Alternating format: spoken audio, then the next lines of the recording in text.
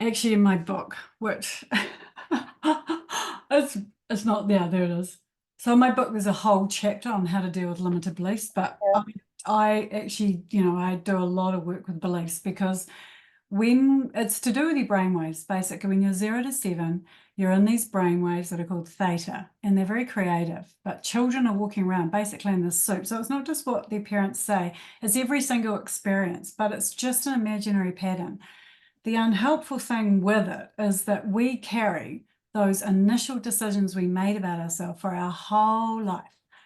And we think that what's happening to us is a product of relationships or just shitty life, but it's not. It's a product of those early decisions we made.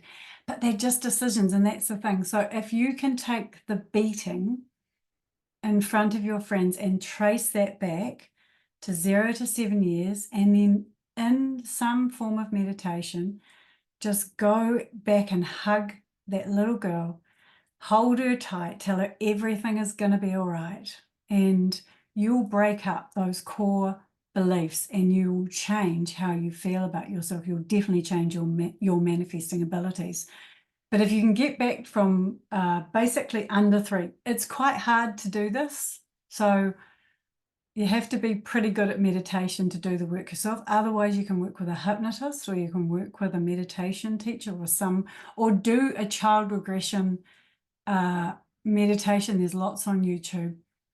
Go back to being a baby and hug the baby, kiss the baby, smother the baby with love, and then go back and send love all the way back through your mother's womb, right to the time when your soul conceived in your mother, in the embryo in your mother's womb.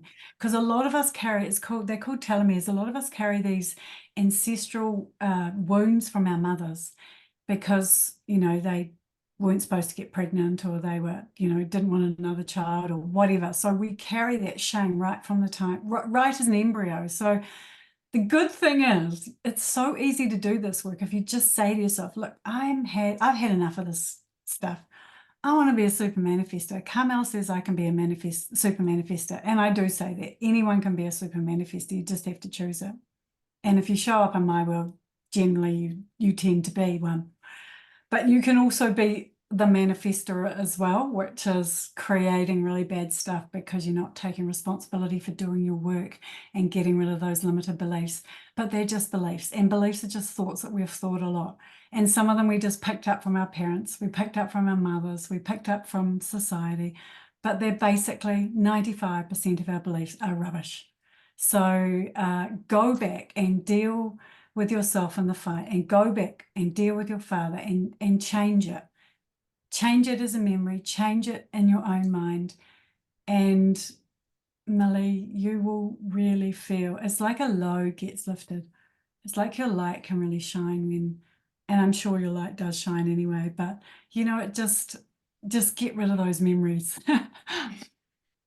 Thank you. Are there any other questions while we are recording about manifesting and limited beliefs? I just want to say that that's a big one about the embryo. I had never Mm, thought about that, like the moment when you're conceived, maybe they don't know it, but later when they find out they're pregnant, and if they weren't planning it, and maybe they're thinking about abortion, maybe mm. and then they end up having the baby, and then, that energy from that. I never thought It's about a that. very, So many yeah, ideas. it's a very important meditation to do with yourself, sending love all the way back to the soul's conception, because we pick up so much in the womb.